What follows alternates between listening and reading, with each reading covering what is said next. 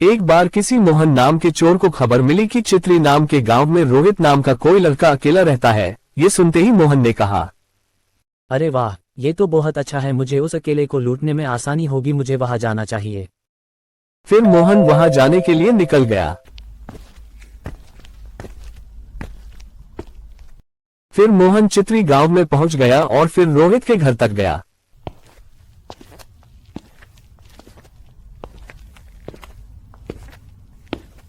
फिर मोहन रोहित के घर के बाहर तक पहुंचकर रोहित के घर की घंटी बजाने लगा।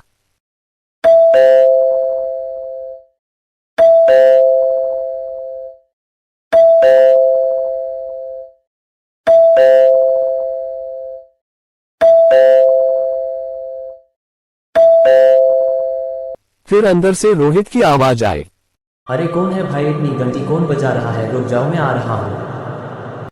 फिर रोहित घर के बाहर आया और कहा, अरे कौन हो भाई आप, और इतनी घंटी क्यों बजा रहे थे? फिर मोहन ने कहा, अरे भाई अब क्या बताऊं आपको, मैं भोपाल से हूँ और कुछ काम से यहाँ आया था, पर अब देखो ना, मुझे यहाँ रहने के लिए कोई रूम ही नहीं मिल रहा। तो मैं सोच रहा था कि क्या आप मुझे कुछ दिन तक अपने साथ अपने घर में रहने दे सकते हो? फिर रोहित ने कहा, अरे मैं आपको बिना जान पहचान के अपने घर में कैसे रुकने दूं? मोहन पहले से ही जानता था कि कोई भी बिना जाने किसी को भी अपने घर में रहने नहीं देगा, इसलिए वह पूरी तैयारी के साथ आया था। वह अपने साथ एक फेक आईडी कार्ड बनाकर लेकर आया था। फिर मोहन ने रोहित से कहा, ये लो मेरा आईडी कार्ड देख लो।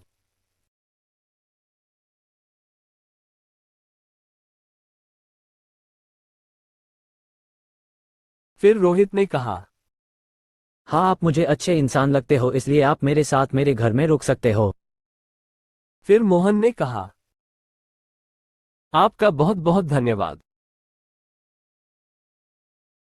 फिर रोहित मोहन को अपने घर के अंदर ले गया और कहा, तुम्हारा स्वागत है मोहन, मेरे घर में, अब तुम यहाँ आराम से रह सकते हो। फिर रात हो गई। मोहन ने रोहित से कहा, अरे भाई मैं दिन भर से थक गया हूँ, तो क्या तुम मुझे अब सोने की जगह बता सकते हो? फिर रोहित ने कहा, हाँ हाँ क्यों नहीं, चलो मैं तुम्हें बेडरूम में ले जाता हूँ। फिर दोनों बेडरूम में गए। बेडरूम में आने के बाद रोहित मोहन से, ये देखो ये रहा मेरा बेडरूम, अब से तुम भी यहाँ मेरे साथ रह सकते हो। फिर मोहन ने रोहित से कहा, अरे वाह, तुम्हारा रूम तो सच में बहुत मस्त है, मुझे ये बहुत अच्छा लगा। फिर रोहित मोहन को सुलाकर वहां से चला गया।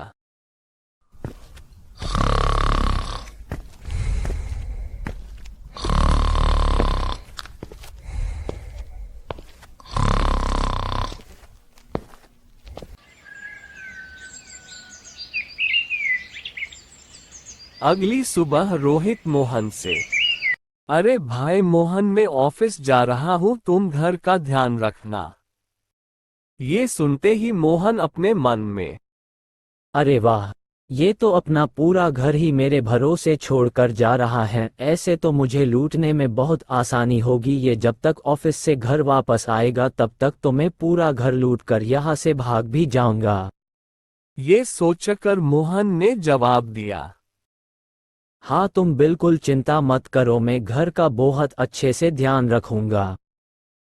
फिर रोहित ऑफिस के लिए निकल गया।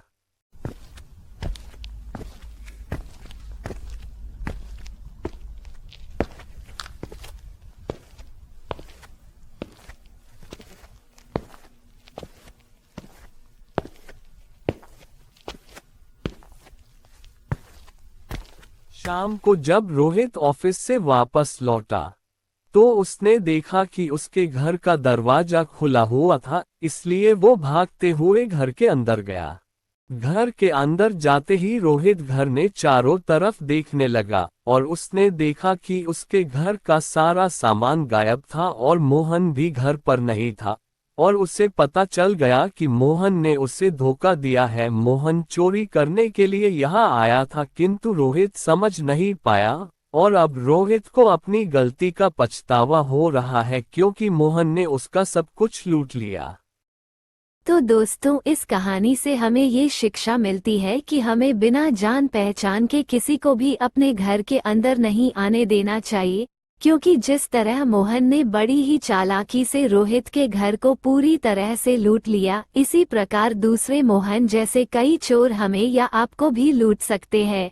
इसलिए हमें हमेशा किसी अनजान व्यक्ति से सावधान रहना चाहिए।